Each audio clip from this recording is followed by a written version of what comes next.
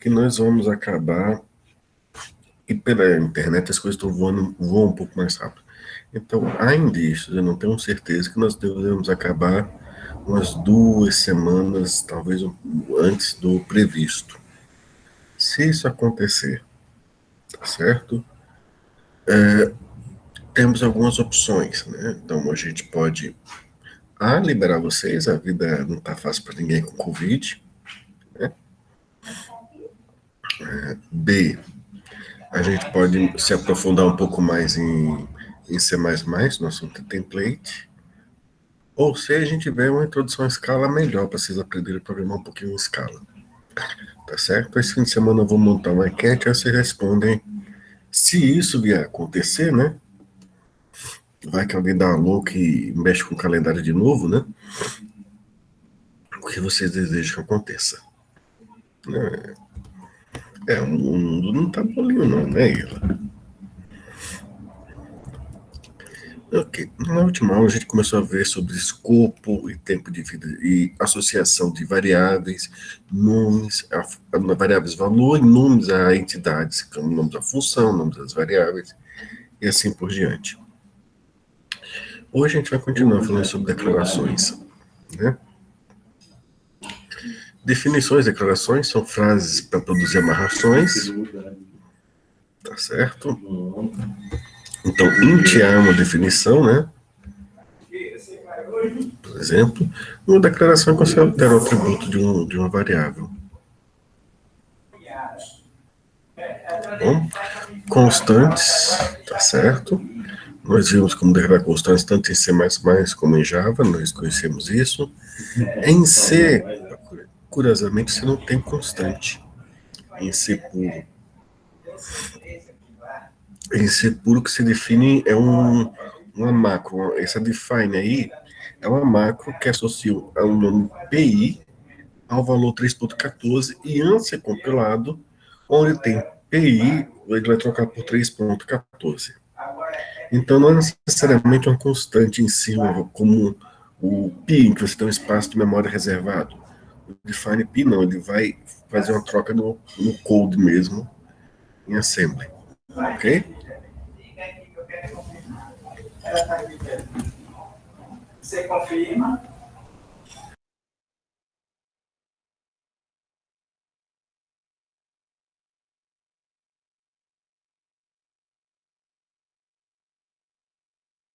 Em Java a gente tem várias opções, né? Como em C também, ele é C++, perdoe. Ele herdou muitas coisas, você pode declarar constante igual a um valor e usa a palavra final para definir que é constante. Static indica que é visível para toda instância daquela classe, tá certo? E a mesma coisa com o tipo de dado, também você pode botar uma função para ele atribuir e as coisas funcionam, né? Declaração de variáveis, né? Definições de variáveis, alocação de células de memória e sua associação variável, isso é o termo definição de variável, quer dizer isso. Tá? Por exemplo, int, asterisco p, i, j, k, tudo isso aqui são definições, definições com inicializações, e em C++ você ainda pode se inicializar as coisas colocando o valor entre parênteses, né? Como botei aí no chat para vocês. É uma outra forma. Tá bom? Você já pode definir algo e já colocar a inicialização dela, tá bom?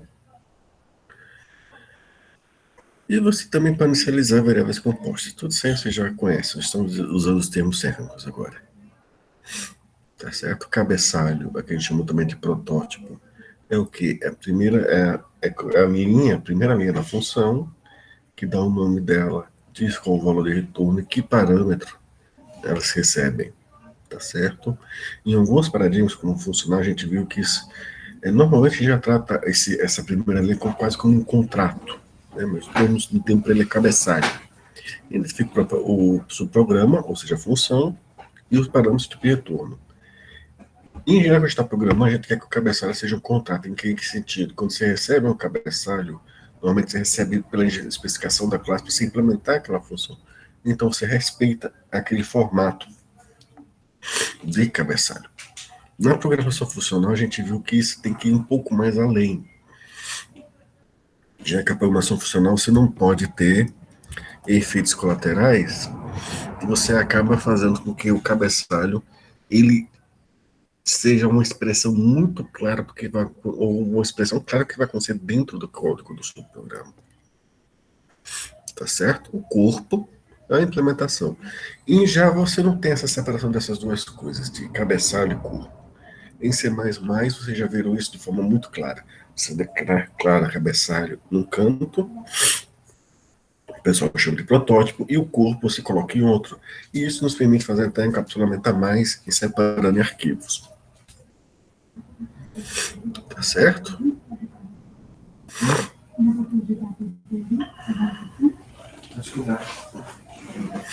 Aqui tem algumas definições, tá bom?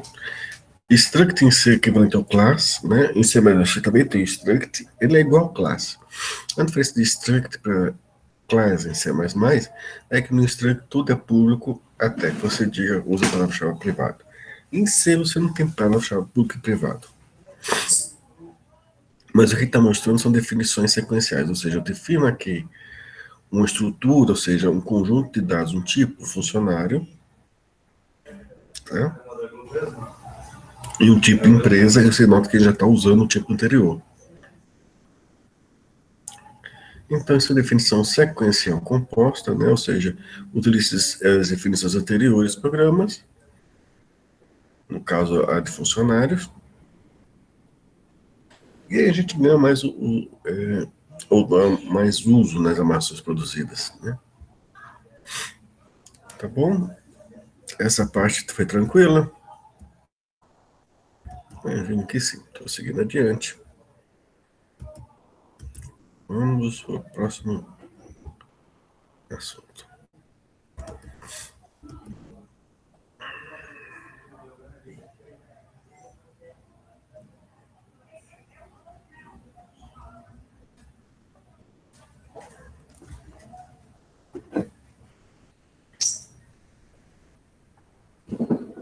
Deixa eu ajustar aqui o zoom.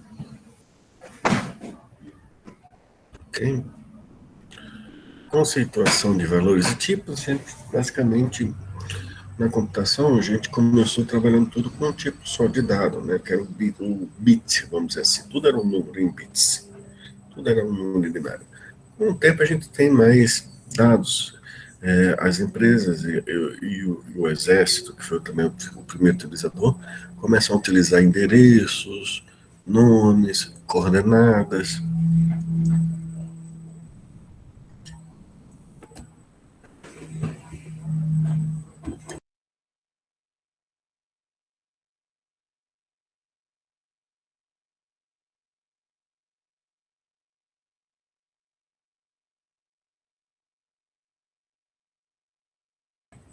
Desculpe, tenho que resolver uma coisinha aqui. E à medida que isso foi aparecendo, esses dados, a gente começou a ter necessidade de embutir dados na sua programação. Já que a gente está começando a programar alto nível, vamos também usar tipos, organização em categorias que a gente mais necessita. Então, valor é uma entidade que existe durante o processamento. Aqui tem alguns exemplos, né? Tudo pode ser avaliado, incorporado. 3, 3,5, ANA, 0x1f, o nome do arquivo, path dele, e por aí vai. Tipo, o conjunto de valores que exibe comportamento.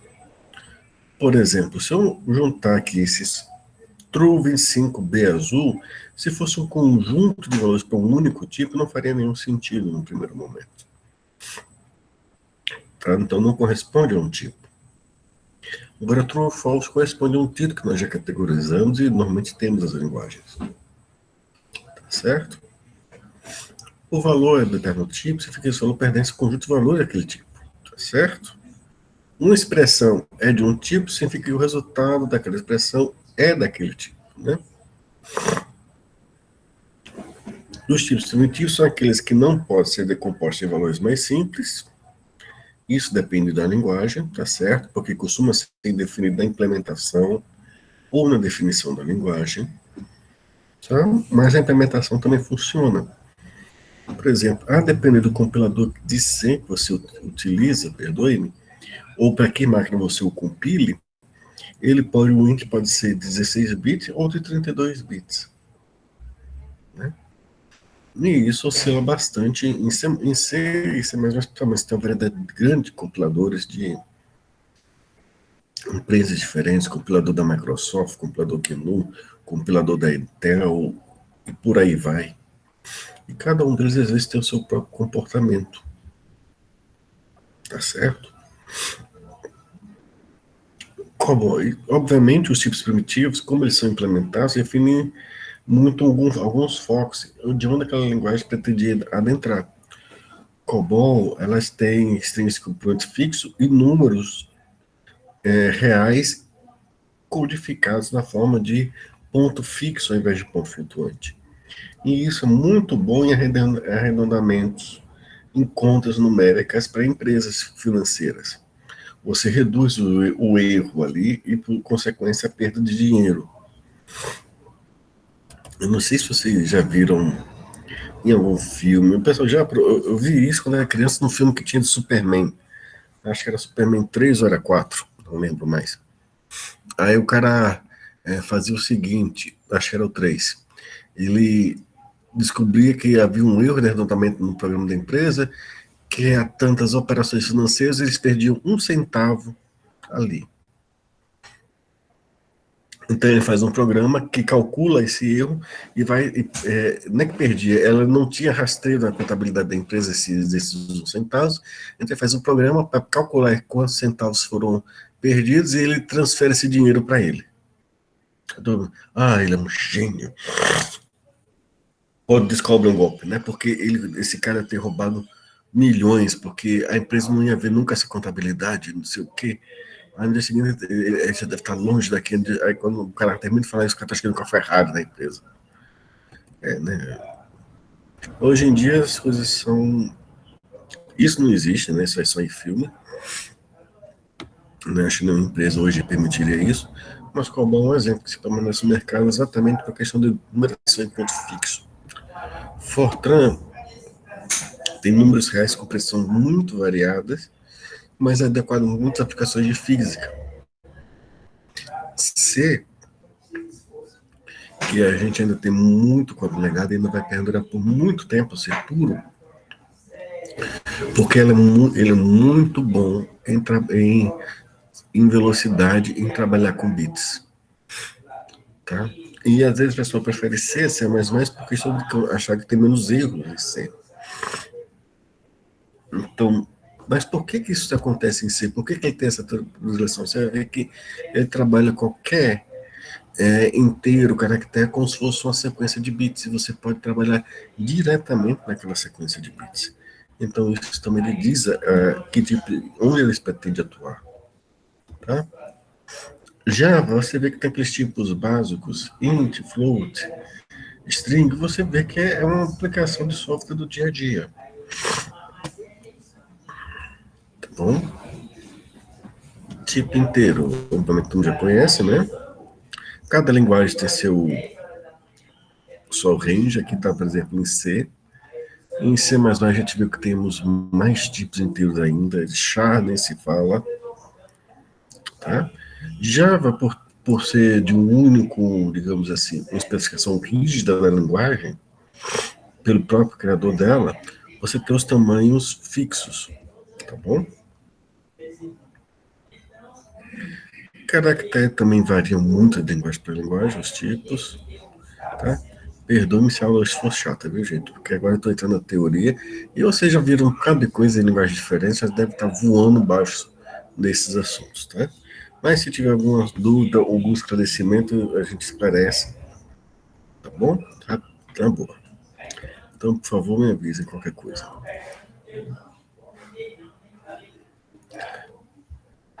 Então, o que acontece? As linguagens podem escolher qual tabela de código vocês vão usar para os caracteres. ESC2 é Unicode. e por aí vai, né? Em C é ASCII2, é C puro. É, uma observação é que em C, como ele sabe, ele deixa claro que ele sabe que os caracteres, na verdade, são códigos para uma tabela de caracteres, ele não é tímido em usar isso como um char como inteiro com certa tranquilidade. Razão pela qual também o pessoal gosta muito de C e C++, C++ também tem isso, para trabalhar com criptografia, né? Uma parte das ferramentas criptográficas, prevê que você utilize os caracteres como números. E essa conversão de caractere para número em C, em C++, é muito trivial. Tipo booleano, curiosamente nem todas as linguagens têm, C não tem, né? True ou false. Java tem um tipo booleano, C++ a partir de 2011 incluiu o tipo booleano. Antes disso ele era como C, é verdadeiro, diferente de zero, e zero é falso. Geralmente armazenados em um byte, isso é uma mentira, em Java custa mais de um byte, né? Então depende da linguagem, para a maioria das linguagens é um byte, mas para Java, que está aqui em cima, e as pessoas podem associar direto, salvo engano, não é. Tá certo? Tem C++ qualquer expressão numérica, até mesmo abrir um arquivo, porque abrir um arquivo, ele retorna um ponteiro, né? Se o ponteiro for nulo, zero, então a abertura do arquivo deu errado. Um minuto, gente, por favor.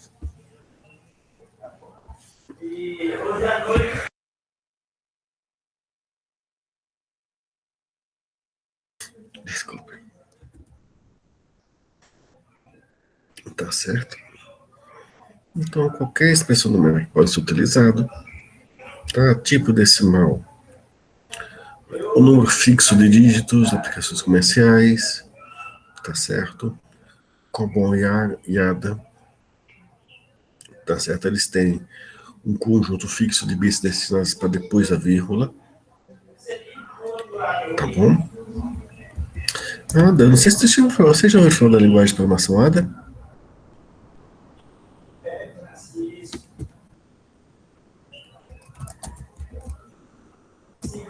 Ada, o nome vai ser familiar também por Ada Lovelace, né?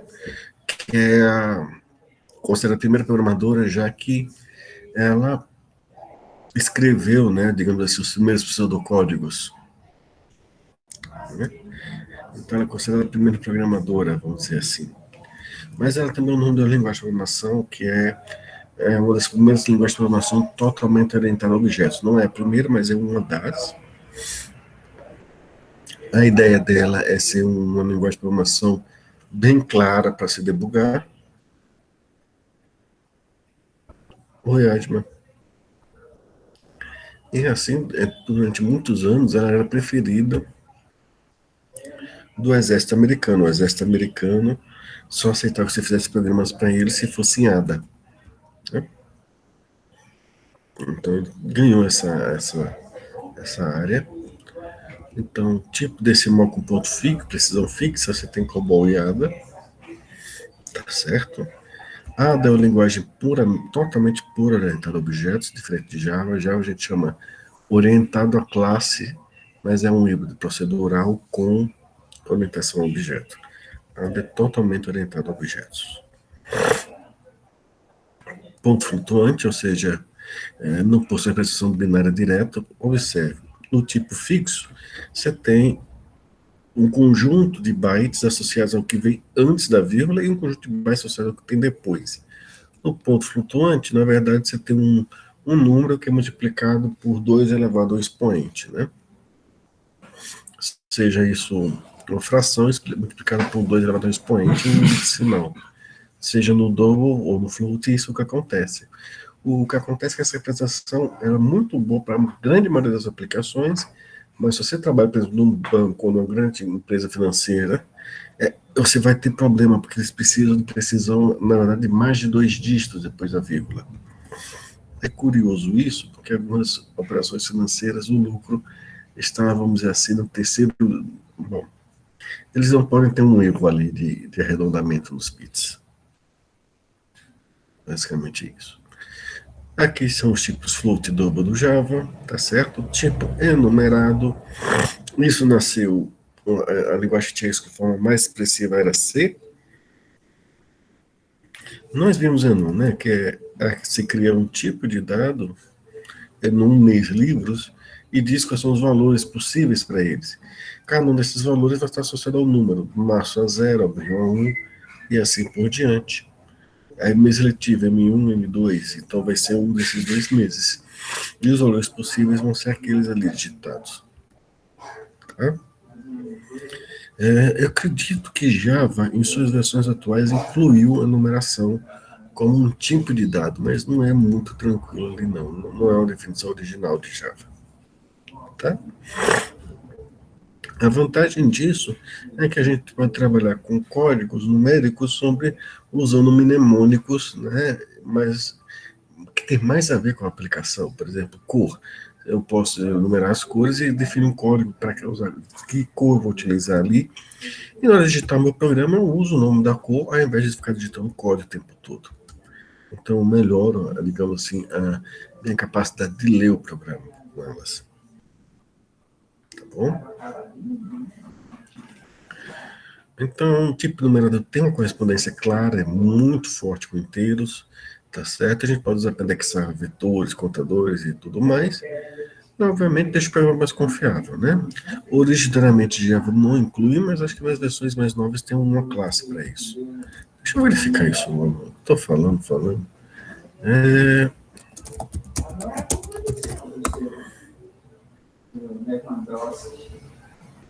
deu prazo para aprovar para si.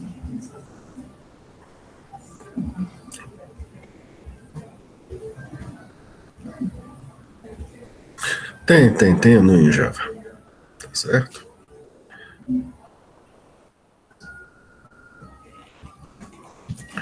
Aí, já tem. Então, originalmente Java não incluía o tipo numerado, mas C++ usava. É uma forma muito boa de se escrever o código. Você tem representações com essa expressão social a nomes. Né? Pascal em ADA é possível definir tipos de dados que são inteiros, por exemplo, meses. Vai ser um número entre 1 e 12. Tá certo? Todos os intervalos herdam operações de inteiros. Isso é um exemplo de ortogonalidade. É complicado explicar isso, mas de ortogonalidade. É um recurso que você pode usar e deixa bem único, que você pode expressar alguns conceitos de forma mais claras usando esse recurso. E não tem como você fazer com outro recurso da linguagem. Ok? Em Pascal, os intervalos você pode definir não só para inteiros, mas também de A a D, 5 a 9. Que aí você tem as variáveis limitadas a esses valores. Tá bom? Então, um mundo um pouco mais diverso que a gente está acostumado com Java, Python e C++. Compostos. Quando a gente fala de tipos compostos, é um tipo normal que a gente já trabalha. Se vocês fizerem isso direto em Java, quando vocês criavam uma classe e tinha mais de uma variável ali dentro, vocês estavam criando um tipo composto, tá certo? Uma classe que tem um vetor, um nome inteiro, uma lista encadeada ali dentro, é um tipo composto. Então a gente chama isso de tipos compostos, eles contêm dentro deles ou outros tipos, que a gente chama de registros, ou vetores, ou listas, ou arquivos. Na raiz desse conceito está algo que as pessoas esquecem de associar. Quando vocês criam uma classe já com vários tipos, na verdade vocês estão criando um produto cartesiano, né? Um produto cartesiano em que é possível, ou seja, os dados dessa classe pertencem a esse produto cartesiano, então uma variável dessa classe é um elemento possível desse produto cartesiano. Então, matematicamente, ele foi criado por baixo com essas operações de conjunto simples. É uma das razões pela qual vocês estudam matemática básica, né? Mas, além deles, nós temos uniões, mapeamentos, que são, por exemplo, tabelas hashes, e tipos de dados recursivos. A gente viu mais isso em paradigma funcional. Cardinalidade quer dizer que a gente fala que a cardinalidade de um tipo é quais os quantos possíveis valores distintos um objeto daquela classe pode ter, tá certo? Então aqui estão alguns exemplos, né, de produtos cartesianos de tipos compostos. A gente poderia botar uma classe aqui sem problema nenhum, tá? Pascal, Módulo 2, Ada, COBOL, estruturas de C. As classes também são, tá? Não fogem disso também. Vetores, também um tipo cartesiano, um conjunto de domínio infinito, né? Vetores, matriz, obviamente, conjunto de índices desse finito e discreto. O que quer dizer isso? Quer dizer que eu não posso alocar um vetor de tamanho infinito e eu tenho que ser possível eu contar os vetores, ou seja, sendo possível os elementos do vetor, sendo possível contar os elementos do vetor, eu posso usar um inteiro para indexar ele, acessar o dado diretamente. Mas os vetores a gente realmente representa com aquele espaço grande de memória do mesmo tipo de dados.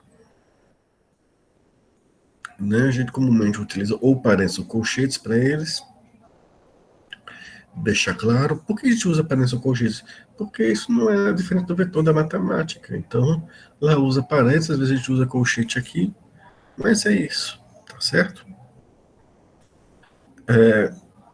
A maior parte das linguagens de programação utilizam um índice como intervalo de valores. Vocês viram que por causa da tabela hash, eu já falei isso muitas vezes para vocês, sempre ser mais exato, começa a contar o primeiro índice do array como zero. Em Lua é uma das linguagens, Lua, Pascal, são linguagens em que você começa a contar a partir do índice 1. Embora Pascal já esteja muito pouco utilizado, não vou dizer nem que caiu no total desuso, mas muito pouco utilizado, Lua, pelo contrário, está avançando a vento em popa em nichos como jogos eletrônicos. Tá certo? Obviamente, se você for errar o índice de um array, as linguagens de programação só podem detectar isso quando está executando, tá certo? Pascal, módulo AD, Java verifica dinamicamente isso, ou seja, a execução. O que isso quer dizer? Quer dizer que se você avançar para um índice indevido, eles pipocam e dão uma mensagem de erro adequada a você, informando que você tentou acessar um índice inválido. C++ não tem isso, então quando você pipoca um array, usando um índice que não está presente nele, ele simplesmente continua processando até que o sistema dê um erro. A vantagem da verificação dinâmica é que você aumenta a confiabilidade.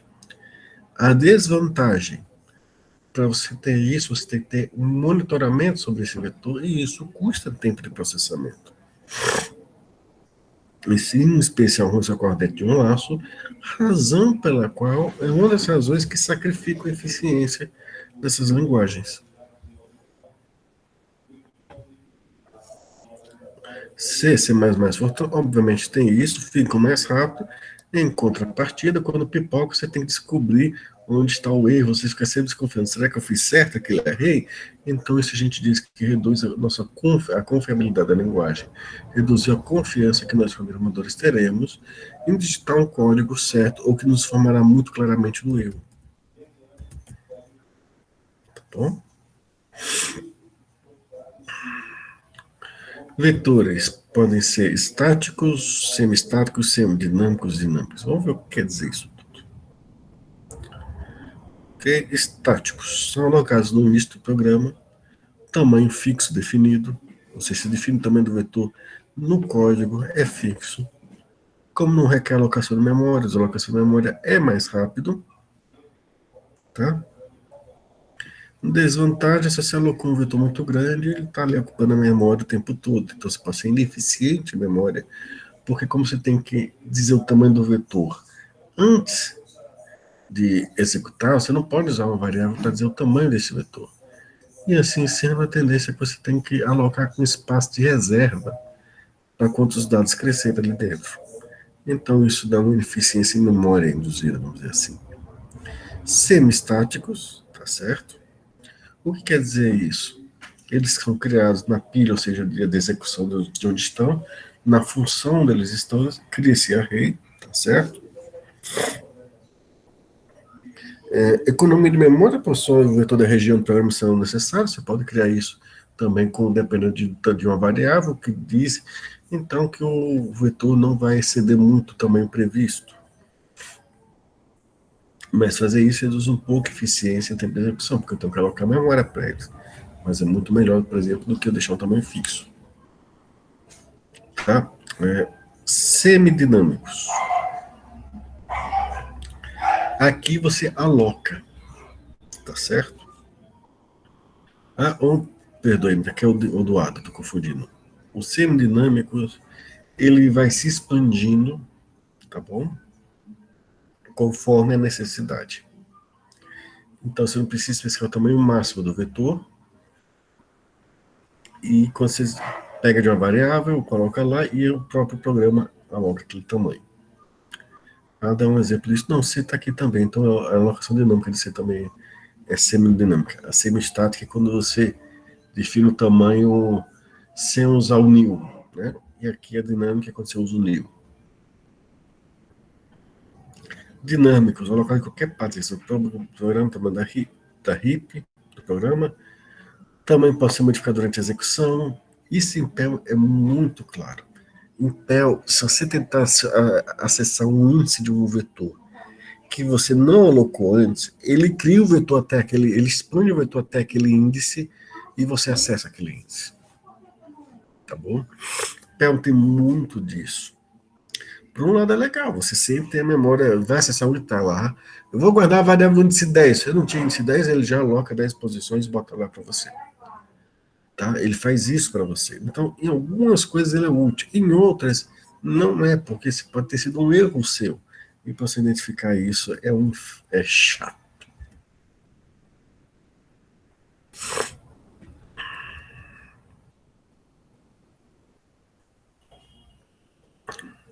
Estáticos, semi-estáticos, semidinâmicos, dinâmicos, aqui são os exemplos. Tá?